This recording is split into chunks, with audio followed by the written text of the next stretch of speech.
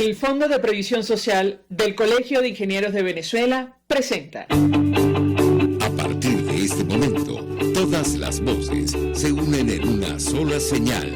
RCR presenta Conexión 750 con María Alejandra Trujillo. Buenas tardes, amigos de Radio Caracas Radio. Todo el equipo que trabaja para ustedes a partir de esta hora los saluda. Variada y abundante información que compartir y analizar, como es costumbre la tarde de hoy. Esto es Conexión 750. Comenzamos. ¿Qué está pasando en este país? A esta hora saludamos a nuestro invitado Luis Esquiel, quien es abogado penalista, profesor de criminología, además coautor del libro Revolución de la Muerte, 20 años de crimen, violencia e impunidad en Venezuela. Gracias por atendernos. Buenas tardes. Hola, María Alejandra, ¿cómo estás? Buenas tardes. Buenas tardes. Mucho interés de conversar con nuestro invitado acerca del tema que nos ocupa en esta parte del programa, que tiene que ver con la internacionalización de las megabandas en nuestro país. Y me refiero concretamente a lo que está ocurriendo con el denominado Tren de Aragua. Los medios de comunicación en Colombia aseguran que se trata de una organización que estaría detrás de unos atroces crímenes cometidos en la capital, en la ciudad de Bogotá. ¿Qué puede decirnos? Lo escuchamos. Sí, ayer los medios colombianos informaron de la detención de dos ciudadanos venezolanos que aparentemente pertenecerían al Tren de Aragua, que habrían cometido unos asesinatos atroces allá en la capital de ese país. Aparentemente habrían torturado y asesinado a unas personas y los habrían puesto descuartizados en unas bolsas en las calles. Esto evidencia la expansión del Tren de Aragua dentro del territorio colombiano y ahora habrían alcanzado la capital de ese país. Ya se sabía desde hace tiempo que el Tren de Aragua tiene una célula muy importante, muy fuerte, en el departamento del norte de Santander, específicamente en Villa del Rosario, una población fronteriza con el estado Táchira. Allí son tan fuertes que pelean ese territorio con el Ejército de Liberación Nacional, el ELN, sobre todo lo que tiene que ver con los pasos fronterizos, el contrabando, el narcotráfico que se ejecuta en esa zona. Ahora, el director seccional de Bogotá de la Fiscalía General, José Manuel Martínez, dijo, entre otras cosas, que efectivamente estas personas que fueron detenidas, que pertenecen a esta organización, serían coautores de los casos de cuerpos embolsados, torturados e incinerados que fueron encontrados o han sido encontrados mejor en la capital colombiana en los últimos meses. Yo le pedí un comentario acerca de este modus operandi. Lo escuchamos. Bueno, no es de extrañar, porque estos miembros del Tren de Aragua acá en el país están acostumbrados a cometer delitos inhumanos, delitos atroces. Por ejemplo, hace aproximadamente un mes en Chile también se dio cuenta de un presunto asesinato que habrían cometido miembros del Tren de Aragua en ese país, donde habrían cometido un homicidio contra una persona enterrándola viva. Este tipo de cosas no son muy comunes en los países latinoamericanos, donde sí hay delincuencia, pero no es frecuente ver este tipo de modus operandi de asesinatos tan atroces. Pero, repito, la megabanda Tren de Aragua se desenvuelve en el país con mayor índice de homicidio de Latinoamérica, que es Venezuela.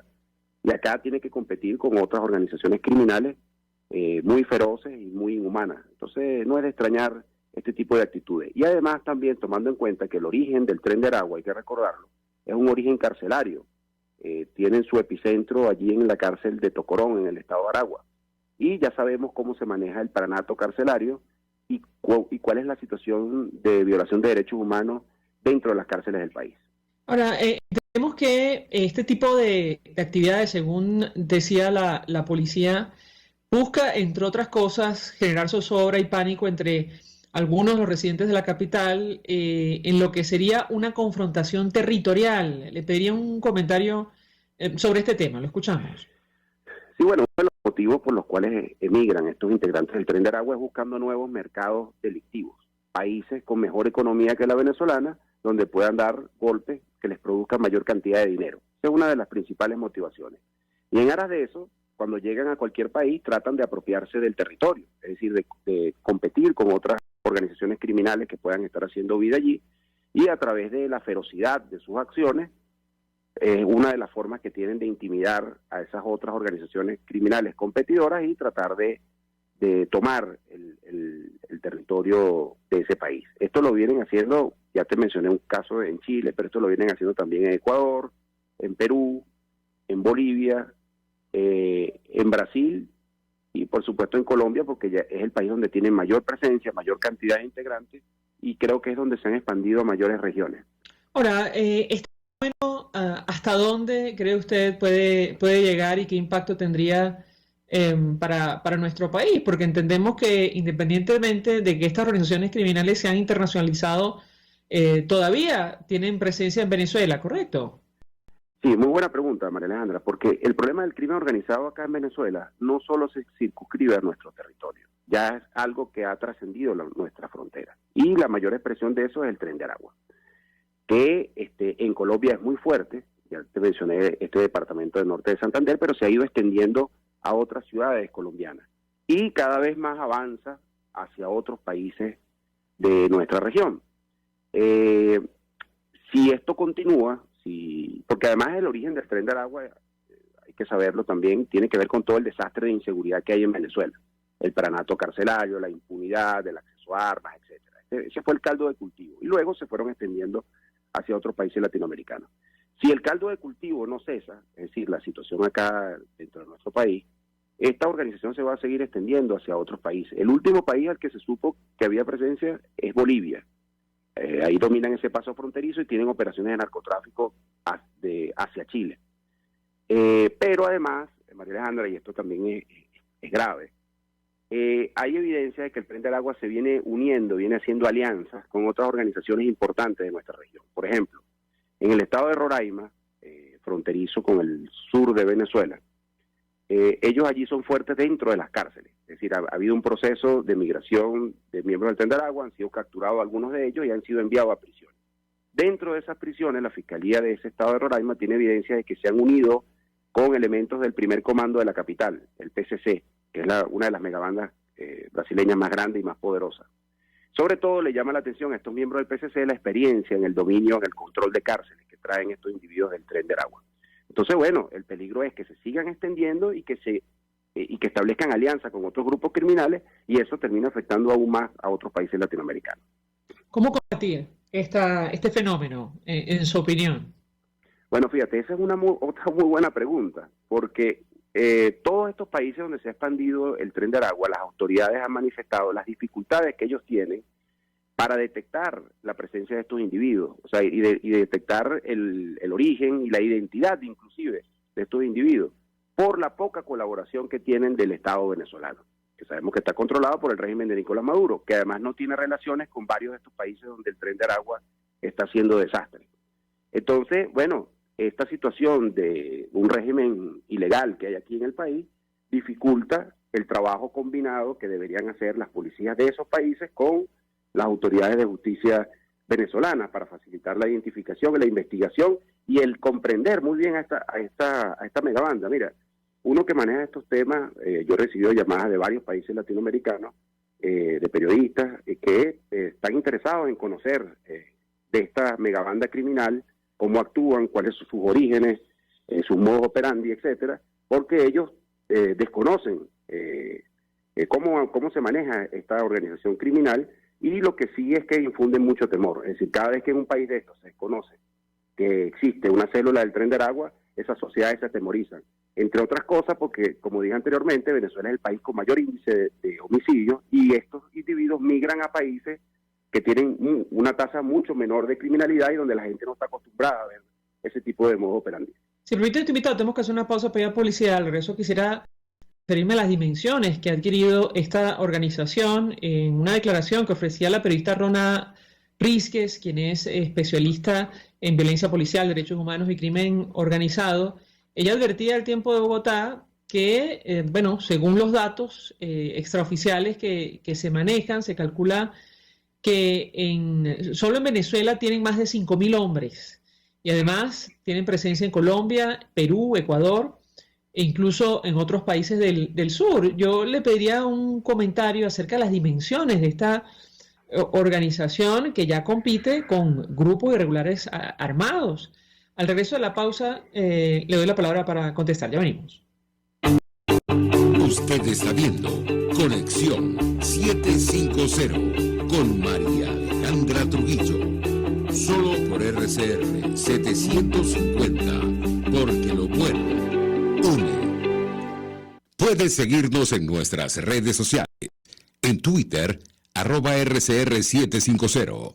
La radio que se ve. Mensaje del ingeniero José Peraza, tesorero del FONPRES CIB. Estimado colega ingeniero arquitecto y profesional afín, el Colegio Ingeniero de Venezuela y el Fondo de Previsión Social, preocupado por la salud de tu familia, ha diseñado un sistema de salud integral que coloca a tu disposición y que contiene asistencia primaria de salud, ambulancia, hospitalización, cirugía, oftalmología, dermatología, fisioterapia, psicología, odontología, farmacia y funeraria. Para mayor información, visítanos a nuestros portales cib.net.be, fonprescib.net.be, Colegio de Ingenieros de Venezuela, construyendo el futuro.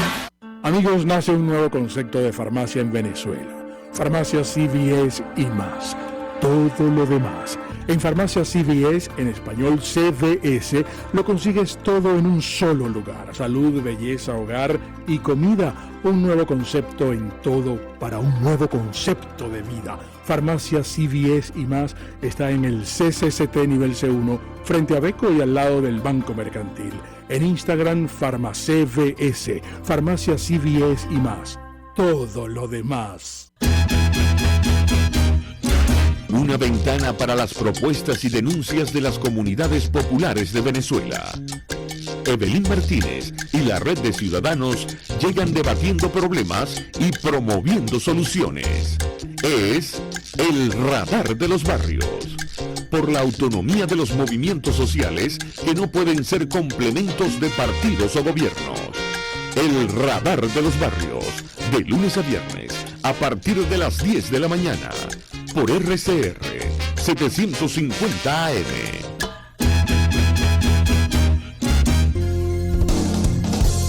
RCR 750 AM. Porque lo bueno une. El poder de la comunicación en tus manos. Conexión 750 con María Alejandra Trujillo. Solo por RCR 750. La radio que se ve. Continuamos, amigos, en Conexión 750, hablando acerca de la internacionalización de las megabandas venezolanas. Esto tomando en consideración lo que ha ocurrido en las últimas horas, la información en Colombia sobre la detención de 2 personas vinculadas al denominado Tren de Aragua, que estarían detrás de crímenes atroces cometidos en la capital colombiana. Me refiero a el hallazgo de cuerpos embolsados en Bogotá. Y yo le dejaba una inquietud a nuestro invitado, Luis Isquiel, sobre las dimensiones de esta organización.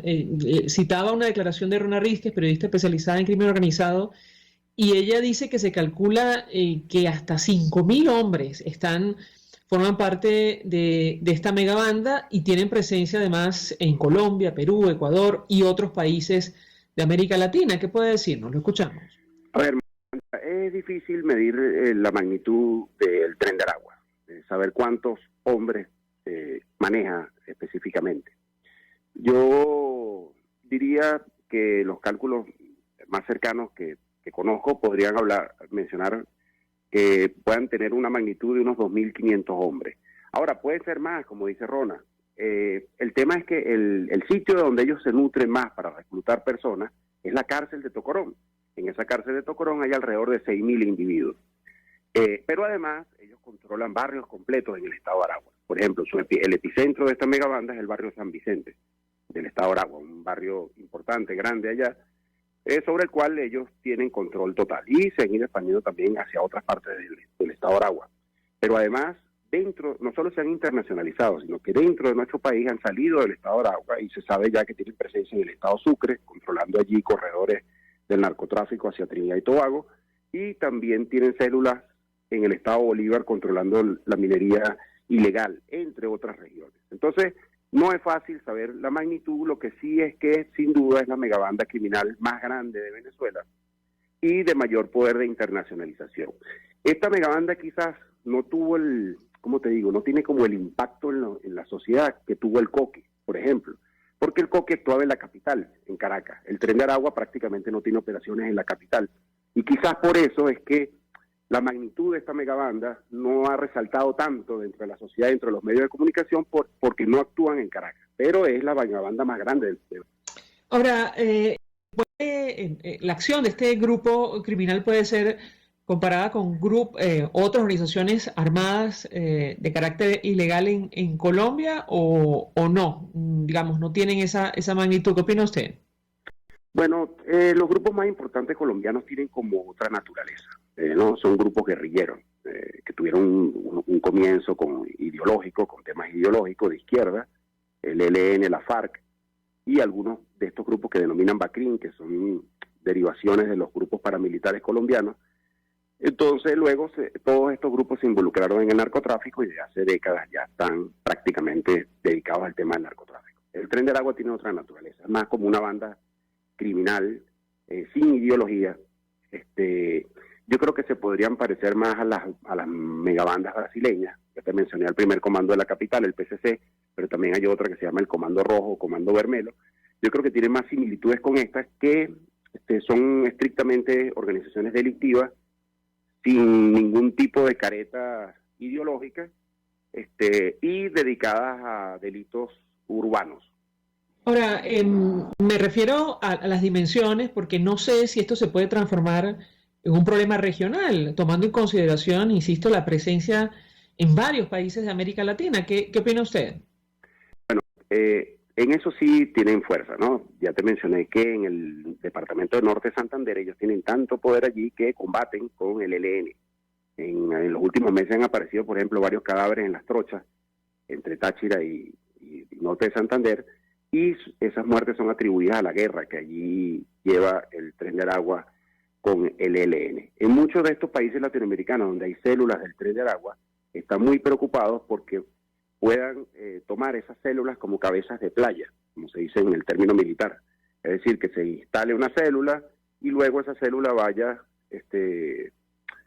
llevando más integrantes de esta pandilla hacia estos países. Estos son países que tienen temor porque la sociedad no está acostumbrada a la violencia con la que llegan, las autoridades tampoco, y bueno, la gente tiene mucho temor de que, por ejemplo, un país como Chile, que es el país con menor tasa de homicidios en Latinoamérica, llegue esta megabanda del país con mayor violencia criminal en la región. Ahora, usted menciona un tema que es fundamental, la cooperación. En el caso de Venezuela, ¿esto cómo puede funcionar, tomando en consideración la situación interna, la crisis política y la posición del régimen venezolano? Lo escuchamos. Sí, no, es que es muy difícil para las autoridades de estos países, de Chile, de Bolivia, de Colombia, de Brasil, de Ecuador, lidiar con las autoridades policiales del sistema de justicia venezolano, porque prácticamente aquí no se presta colaboración. Otra cosa, María Alejandra, que estos días estaba dando una entrevista a una radio chilena y estaba hablando de Tocorón, me preguntaban que cómo funcionaba Tocorón. Entonces yo decía, bueno, que ahí estaba el líder, alias Niño Guerrero, que era quien controlaba la cárcel y hablaba de las características de la cárcel, ¿no? De cómo era el desorden allí. Y ellos me decían, ya, un momentico, usted está hablando de eso así como con mucha tranquilidad. No es eso, nosotros no entendemos cómo que un preso controla una cárcel.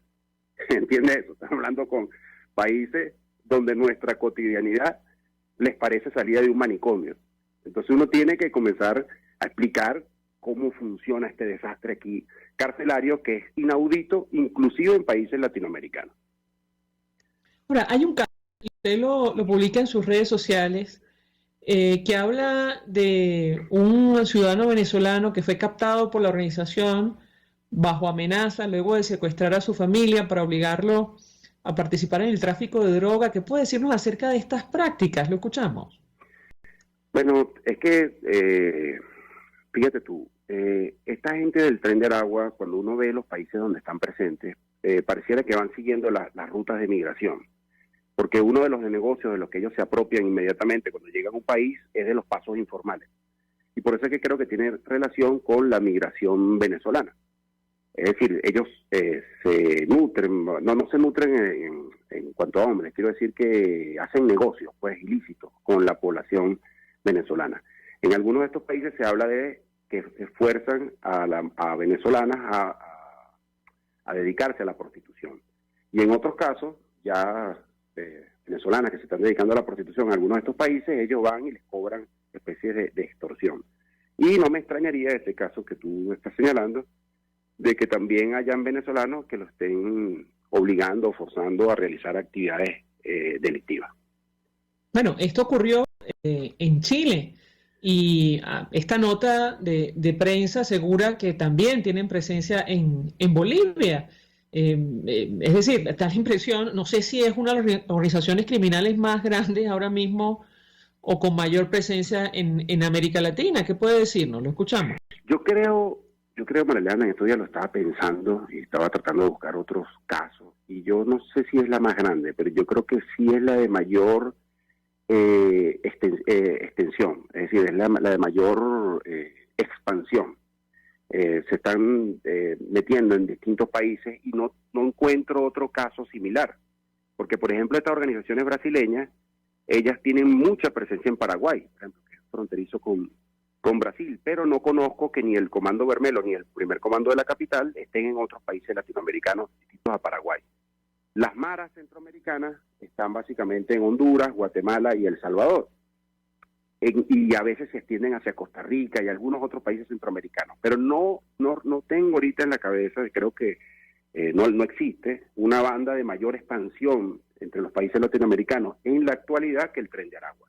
Y el temor que causan, no te lo imaginas. Es decir, porque a veces en las entrevistas que he dado, trato de señalar que a veces son pequeñas células que encuentran. Fíjate que acá en Bogotá capturaron solo a 2 integrantes del Tren de Aragua. Pero la sola mención de esa megabanda en estos países latinoamericanos causa un temor terrible, porque las sociedades y las autoridades lo que piensan es que a lo mejor capturaron una pequeña célula, pero que podría estar un proceso de expansión en curso que pueda traer mayores problemas a estos países. Luis Kiel, un millón de gracias por atendernos, acompañarnos estos minutos, abogado penalista, profesor de criminología, coautor del libro Revolución de la Muerte, 20 años de crimen, violencia e impunidad en Venezuela. Gracias por ofrecer opinión y análisis acerca del tema que debatimos en esta parte del programa, que tiene que ver con la internacionalización de las megabandas venezolanas, haciendo referencia específicamente a la actividad, las acciones del denominado Tren de Aragua. Nosotros vamos a la pausa. A regreso venimos con más. Estás en sintonía de Conexión 750 con María Alejandra Trujillo. Solo por RCR 750. Porque lo bueno une. Sintonícenos a través de Periscope, @R750, la radio que se ve. Mensaje del ingeniero José Peraza, tesorero del FON 3CID. Estimado colega ingeniero arquitecto y profesional afín, el Colegio Ingeniero de Venezuela y el Fondo de Previsión Social, preocupado por la salud de tu familia, ha diseñado un sistema de salud integral que coloca a tu disposición y que contiene asistencia primaria de salud, ambulancia, hospitalización, cirugía, oftalmología, dermatología, fisioterapia, psicología, odontología, farmacia y funerario. Para mayor información, visítanos a nuestros portales 6b.net.be, fon36b.net.be, Colegio de Ingenieros de Venezuela, construyendo el futuro.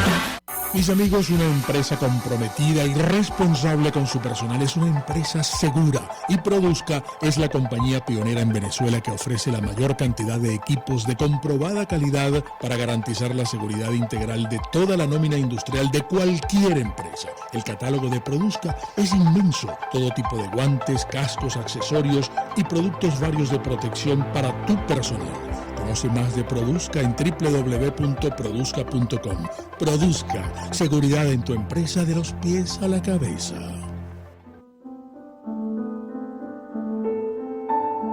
La Academia de Ciencias Físicas, Matemáticas y Naturales presenta El progreso tiene su ciencia. Hoy presentamos Alexander von Humboldt y las isotermas. Marzo 1800. Después de dejar atrás los populosos valles de Aragua, el joven geógrafo y explorador alemán Alexander von Humboldt, quien había llegado a la Capitanía General de Venezuela un año atrás, de pronto se encontró inmerso en el insoportable calor de los llanos venezolanos. Sacó su termómetro, lo introdujo en la tierra y midió 50 grados centígrados. Repitió estos registros incansablemente en los llanos, en el Amazonas, en los Andes, y fue así como von Humboldt idearía una novedosa forma de ver los patrones climáticos globales, a través de isotermas. Las líneas que vemos en los mapas climáticos, que conectan diversos puntos geográficos que experimentan la misma temperatura, se llaman líneas isotérmicas o isotermas. Aunque hoy constituyen la manera estándar para describir los patrones climáticos globales, las isotermas no se conocían para la época. Los geógrafos de entonces utilizaban inmensas tablas con registros climáticos de cada localidad que hacían difícil la comparación entre localidades o regiones. En su ensayo sobre las líneas isotérmicas y la distribución del calor sobre la Tierra, publicado en 1817, Alexander von Humboldt plasmó una manera nueva de visualizar los patrones climáticos globales. Además, descubrió que las isotermas no eran bandas horizontales coincidentes con la latitud, como se pensaba entonces, sino que se deformaban debido a la proximidad de montañas, océanos o vientos que podían influir drásticamente en la temperatura. La travesía de Alexander von Humboldt por Sudamérica duraría tan solo 3 años. Sin embargo, su paso por estas tierras cambiaría definitivamente la manera como hoy vemos el clima. El progreso tiene su ciencia. La Academia de Ciencias Físicas, Matemáticas y Naturales presentó El progreso tiene su ciencia. RCR 750 AM, porque lo bueno une. María Alejandra Trujillo te acompaña en Conexión 750. Solo en RCR 750. La radio que se ve. Y saludamos a nuestro invitado de esta hora. Nos acompaña Roberto Abdul, presidente de la Asociación Civil Súmate. Gracias por atendernos. Buenas tardes. Buenas tardes, Alejandra. Buenas tardes a toda la audiencia. Un placer estar nuevamente con ustedes. Un gusto conversar con nuestro invitado acerca del tema que nos ocupa, que tiene que ver con las primarias de la plataforma unitaria. Ustedes han expresado opinión advirtiendo que lo conveniente es celebrar este proceso a finales de 2023 o inicio de 2024, ¿correcto? Sí, bueno, es decir, más que una opinión de la organización, es una opinión personal, un poco considerando, pues, digamos, los tiempos de campaña y lo que implicaría, digamos, una candidatura opositora. Sin embargo, es decisión de la plataforma unitaria y de las organizaciones que la integran, fijar fecha específica, ¿no? En todo caso, ellos han definido el 2023 y entiendo que el segundo semestre del 2023 como fecha, digamos, en la cual tendría lugar dicho proceso, y pues adicionalmente hicieron público a través del secretario ejecutivo de la plataforma unitaria, del doctor Omar Barbosa, que a finales de este año estarían haciendo público la fecha específica en que tendría lugar esa elección primaria. Ahora, no resulta muy tarde esperar hasta finales de 2023 o 2024, tomando en consideración que el régimen de Nicolás Maduro podría adelantar las elecciones. ¿Qué opina usted? No, es decir, es un elemento de juicio en términos de lo que uno aspira que sea un candidato, ¿no? Es decir, si vemos lo que son las prácticas electorales en todo el mundo, los candidatos normalmente, digamos, salen a la calle como candidatos formalmente seleccionados o electos para tal fin, 6 meses, 8 meses previo a una elección, ¿no? Más allá de que exista un grupo de venezolanos que ya, digamos, algunos nombres suenan, algunos que han anunciado formalmente pues que estarían compitiendo, ellos pueden abiertamente pues ir haciendo campañas, pueden ir estructurando, digamos, sus organizaciones de base, es decir, contactando a la gente, dando a conocer de alguna manera cuáles son sus planes, pero yo creo que existe una confusión en la opinión pública entre lo que es, digamos, la dirigencia y el liderazgo, digamos, de oposición que debe enfrentar al gobierno de Nicolás Maduro y lo que es un candidato presidencial. Es decir, un candidato presidencial es una persona que va a competir en una elección que debería tener lugar el último semestre de 2024. Deberíamos pensar que debería el último trimestre de 2024 tener una persona año y medio antes en la calle haciendo promesas y haciendo campaña de cosas que no puede cumplir, requiriendo un presupuesto de campaña altísimo, lo que va a producir un alto desgaste sobre un candidato. Entonces, además, las campañas electorales son campañas, si bien podemos ver campañas que sean de oposición, donde seguramente habrá un segmento digamos, de la oposición más polarizada, que tendrá expectativas de que ese candidato esté atacando permanentemente al gobierno de Nicolás Maduro. Es importante decir también que un candidato requiere ganarse el apoyo de sectores indecisos, de una oposición blanda, y quizás, digamos, con esa estrategia de oposición contundente no lo logre. Entonces, tendría que tener una persona que tuviese que caminar, digamos, en cierta moderación, tratando de conquistar otros votos, y eso es lo que va a generar más polarización en algunos sectores y probablemente mayor nivel de desgaste.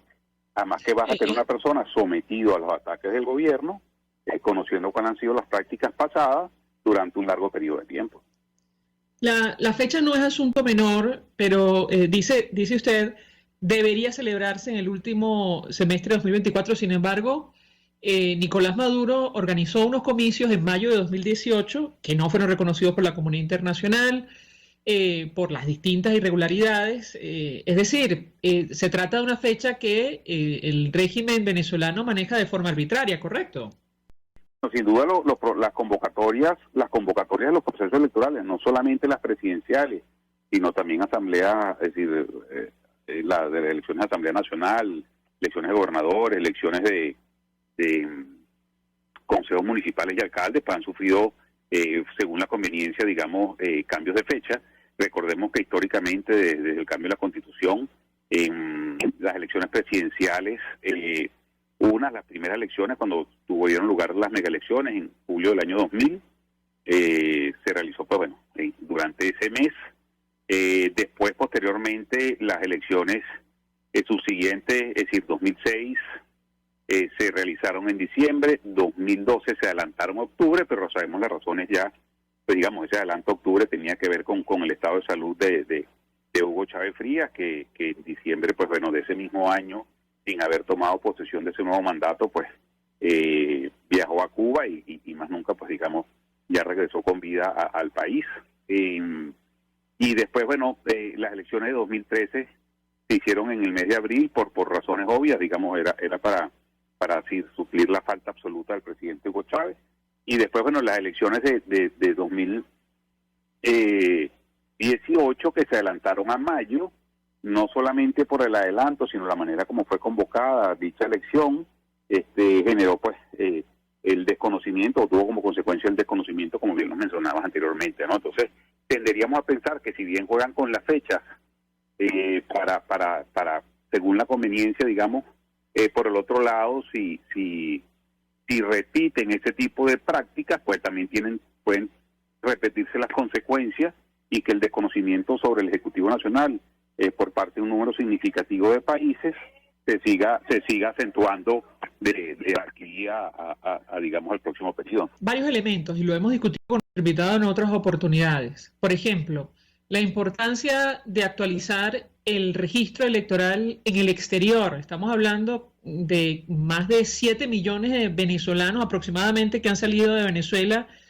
Poco más de 3 millones, entiendo, tendrían derecho a votar. ¿Qué se ha adelantado con relación a este tema? Lo escuchamos. Mira, sin duda, el estimado sobre esa cantidad de personas que conforman la diáspora venezolana es de unos 4.300.000, 4.500.000 personas que estarían en derecho a votar, de lo cual estimamos que alrededor de 3.300.000 están inscritos en el registro electoral en el país. Es decir, son venezolanos inscritos y aparecen residenciados en Venezuela, pero viven en el exterior. El registro electoral en el exterior solamente refleja 108.000 inscritos para este momento, número que además se ha mantenido estable durante varios años, es decir, que no ha habido un esfuerzo real en actualizar el registro venezolano en el exterior. Digamos, más allá de las denuncias que se han hecho o algunas reuniones de trabajo, la verdad que no se ha adelantado mucho la información. Pues digamos, en el mismo Consejo Nacional Electoral entendemos que existe una parálisis a nivel de reuniones en el directorio, y ese no es uno de los temas prioritarios. Hemos visto inclusive las declaraciones que han hecho específicamente el rector Enrique Márquez al respecto, es decir, que desestima que eso pueda avanzarse salvo que exista un acuerdo político, es decir, que estamos poniendo, digamos, el derecho de los venezolanos al exterior en manos de un proceso de negociación, o sea, lo cual evidencia, pues bueno, que los derechos no son tales, sino dependen de negociaciones entre factores políticos, ¿no? Entonces, hay que seguir haciendo un esfuerzo importante, es uno de los puntos o elementos que tiene la plataforma unitaria también por decidir con relación además del tema de la fecha y si, por ejemplo, participarían o no candidatos que estén inhabilitados. Son elementos que tiene que decidir la plataforma unitaria con relación a las elecciones primarias, y considero, pues bueno, que las primarias pueden ser una buena oportunidad y un buen mecanismo para hacer presión para que se alcance la inscripción de la mayor cantidad de venezolanos en el exterior y que puedan participar en un proceso electoral en el año 2024. Siempre ahorita invitado a tomar una pequeña publicidad. Al regreso quisiera referirme a la participación o no del Consejo Nacional Electoral. Recientemente el Centro de Estudios Políticos del Gobierno de la Universidad Católica Andrés Bello presentaba un estudio en conjunto con la plataforma Creemos Alianza Ciudadana y subrayaba la importancia, bueno, de dejar al margen de este proceso, o sugería, mejor dicho, la necesidad de dejar al margen del proceso al máximo ente comicial por la desconfianza que genera. Yo le pediría su opinión, pero al regreso de la pausa. Ya venimos. Escuchamos Conexión 750, solo por RCR 750, la radio que se ve. Puedes seguirnos en nuestras redes sociales, en Twitter, @RCR750, la radio que se ve. Mensaje del ingeniero José Peraza, tesorero del FON 3CID. Estimado colega ingeniero arquitecto y profesional afín, el Colegio Ingeniero de Venezuela y el Fondo de Previsión Social, preocupado por la salud de tu familia, ha diseñado un sistema de salud integral que coloca a tu disposición y que contiene asistencia primaria de salud, ambulancia, hospitalización, cirugía, oftalmología, dermatología, fisioterapia, psicología, odontología, farmacia y funeraria. Para mayor información, visítanos a nuestros portales 6b.net.be, fon36b.net.be, Colegio de Ingenieros de Venezuela, construyendo el futuro. Cuando hablamos de Honda, hablamos de Distasi Motors, el concesionario Honda que pica adelante en precios, condiciones y servicio. Todo el personal de Distasi Motors, tanto técnico como de atención, está actualizado, capacitado y certificado permanentemente para atender correctamente tu vehículo. www.distasi-honda.com.be. Distasi Motors, tu concesionario Honda en Los Palos Grandes. El poder de la comunicación en tus manos. Conexión 750 con María Alejandra Trujillo. Solo por RCR 750, la radio que se ve. Continuamos, amigos, en Conexión 750, conversando con Roberto Abdul, presidente de la Asociación Civil Súmate, acerca de las primarias de la plataforma unitaria. Yo le acabo una inquietud sobre la participación o no del Consejo Nacional Electoral en este proceso de los factores que hacen vida en la alternativa democrática, y le comentaba un estudio presentado por el Centro de Estudios Políticos y de Gobierno de la Universidad Católica que advierte la inconveniencia de involucrar al máximo ente comicial. ¿Qué opinan ustedes? Lo escuchamos. Bueno, es decir, primero, rescatar la labor que realizan desde el Centro de Estudios Políticos y Gobierno de la Universidad Católica Andrés Bello y su iniciativa, pues creando Alianza Ciudadana, y la postura que asumieron con relación a las primarias. Yo agregaría a lo que fue la vocería del centro y de esta organización, no solamente el tema de confianza, sino el tema de los grados o restricciones a los grados de libertad que impondría hacerlo con el Consejo Nacional Electoral. Hacerlo con el Consejo puede tener algunas ventajas, y no hacerlo también tiene unas ventajas, ¿no? Es decir, una de las ventajas de hacerlo con el Consejo Nacional Electoral son las restricciones que podría imponer, por ejemplo, con el tema de los venezolanos en el exterior, con el tema de los candidatos inhabilitados, es decir, la cantidad y ubicación de los centros de votación que se estarían habilitando, es decir, quiénes podrían participar o quiénes no.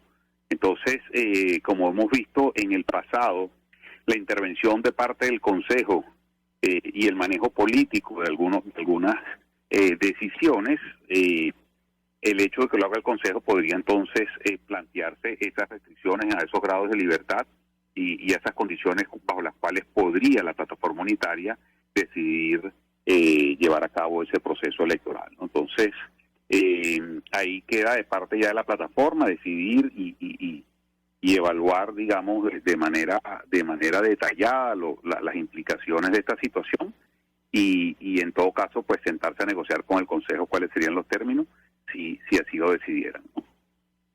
Pero ¿qué opinan ustedes? Porque el punto que subrayaba el profesor Benigno Alarcón, quien está al frente del Centro de Estudios Políticos del Gobierno de la UCAP, es la desconfianza que genera este árbitro de cara sobre todo a un proceso de los partidos de la Alternativa Democrática. Lo escuchamos. Sí, bueno, es un hecho que los estudios de opinión reflejan bajos niveles de confianza sobre la gestión del Consejo Nacional Electoral, digamos, hechos como la suspensión o la repetición de las elecciones en el estado de Barinas, más allá de los resultados, o la manera como ejecutaron, no me gusta la palabra, pero ese aborto de lo que fue la iniciativa del referéndum revocatorio presidencial, donde despacharon en 11 días un proceso que según calendario, según cronograma, deben cumplirse una serie de plazos y una serie de actividades en un periodo de 205 días, son cosas que abondan sobre la desconfianza. Y si tenemos en cuenta que, digamos, son unas primarias del sector opositor, que es el sector que muestra más descontento con el Consejo Nacional Electoral, pues bueno, tiene sentido esa afirmación del Centro de Estudios Políticos. Sin embargo, posteriormente vas a tener que concurrir a una elección con el Consejo Nacional Electoral. Entonces, bueno, ahí es donde está el dilema de la decisión, y por eso te decía que no todos simplemente podemos, digamos, restringir la decisión al tema de la confianza, porque existen otros elementos como los grados de libertad y otras ventajas o desventajas que ofrecería hacerlas con el Consejo u organizarlo con la sociedad civil, ¿no? Sobre todo si pensamos entonces no solamente en los electores opositores más duros, sino también un poco con otros tipos con otros grupos o segmentos de votantes que también son necesarios para ganar una elección. Sobre el tema de el proceso manual o automatizado, también se pronunciaba el Centro de Estudios Políticos y de Gobierno. ¿Qué opinan ustedes? Recordaba el profesor Benigno Alarcón que en 2011 se hicieron de forma manual las primarias opositoras y los organizadores destruyeron los cuadernos de votación para salvaguardar los datos de los electores. ¿Opina usted que es una posibilidad de cara a este proceso o no? Lo escuchamos. La elección se puede hacer perfectamente manual. Yo creo que ahorita la principal discusión en el país, o una discusión pues digamos que tiene ya aspiración, vamos a llamarlo de esa manera, del ciudadano venezolano, es también la entrega de resultados tempranos, ¿no? Vemos como en Colombia, por ejemplo, el voto es manual, pero entonces ya lo que es el escrutinio, o sea, y después la totalización, digamos, la transmisión de las actas de escrutinio se hace de manera digital o con ayuda, digamos, de herramientas digitales. Y en ese sentido, pues bueno, unas primarias perfectamente se pueden hacer de manera manual y obviamente, pues digamos, intervendría la tecnología en otras fases, como puede ser temas de transmisión de información y el tema de totalización. Pues todo depende un poco de cuán avanzado se quiera ir. Lo más importante, yo creo, es el tema de la transparencia, no solamente en el proceso de escrutinio y totalización, sino también de la divulgación de los resultados, ¿no? Es decir, esa imagen jocosa tragicómica, vamos a llamarla mejor, de la baranda del Consejo Nacional Electoral a altas horas de la noche esperando resultados, que sabemos que desde temprano los maneja el Consejo una vez inicia el proceso de escrutinio y de transmisión de cada una de las mesas de votación. Pues bueno, es algo que debería tratar de solventarse a futuro. Sobre el tema de la segunda vuelta que algunos partidos políticos o dirigentes han propuesto, el Centro de Estudios Políticos considera que, bueno, es difícil implementar este mecanismo. Operativamente es complicado por el tema de recursos económicos y la organización y el tiempo. ¿Qué opinan ustedes? Lo escuchamos. Bueno, sí, sin duda implica en la práctica, desde el punto de vista operativo, realizar 2 veces el proceso, si bien puede haber economías de escala por el desarrollo de algunos procesos y de algunos digamos herramientas para lo que sería la ejecución del proceso general, obviamente pues digamos implica incurrir en costos adicionales. Además me atrevo a decir pues que esos serían en el caso del Consejo Nacional Electoral serían las típicas decisiones en las cuales el Consejo Nacional Electoral no apoyaría, ¿no? En todo caso yo sí creo que es un tema de discusión a futuro en Venezuela, el tema de pensar en una reforma del sistema electoral que tome en cuenta la segunda vuelta. En el caso específicamente de la primaria, la oposición tiene que resolver otro problema, ¿no? Y el tema de la segunda vuelta no solamente es un tema de proveerle más legitimidad al candidato que resulte ganador, también tiene un punto y hay uno de los elementos que también tiene que decir la plataforma unitaria, cuáles serían los mecanismos de sustitución de la candidatura en caso que la persona seleccionada pues sea inhabilitada o no pueda participar en el proceso, ¿no? Entonces, son los elementos que ellos tienen que decidir. Existen desde el punto de vista, digamos, vamos a llamarlo de la ingeniería política electoral, pueden haber distintas soluciones, no hay una solución única, obviamente hay que buscar un acuerdo. Igualmente pues el sector opositor entiendo que está pensando, y uno de los elementos que está sobre la mesa son dilucidar mecanismos de cómo sería un poco el reparto de poder, si se quiere, a nivel electoral. Recordemos que las decisiones previas que venían tomando con lo que respecta a la selección de candidatos en las listas, es decir, para elecciones nacionales o elecciones, digamos, regionales, lo hacían con bases de resultados de elecciones donde estaban cada una de las tarjetas hace varios años, y pues bueno, son cosas que también que tendrían ellos y que la primaria podría, o cualquier consulta podría ser una oportunidad para resolver esos temas también. Roberto Atul, 1.000.000 de gracias por atendernos, acompañarnos estos minutos, presidente de la Asociación Civil Súmate, expresando opinión y análisis acerca del tema que hemos debatido en esta parte del programa, que tiene que ver con las primarias de la plataforma unitaria de cara a un eventual proceso electoral, unos comicios presidenciales en nuestro país. Gracias. Y a esta hora nos despedimos. Lo hacemos a nombre de Jaime Estares y la Dirección General de la Estación, en la gerencia de producción, Willy Charcaya. En la producción, Jay Pacheco, en los controles, Gregorio González, quien tuvo el inmenso placer de acompañarles, María Alejandra Trujillo.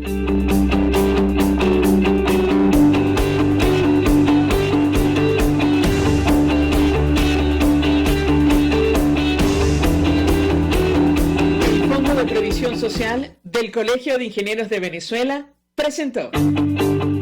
RCR presentó Conexión 750 con María Alejandra Trujillo, solo por RCR 750, la radio que se ve. RCR 750 AM, porque lo bueno une. Contigo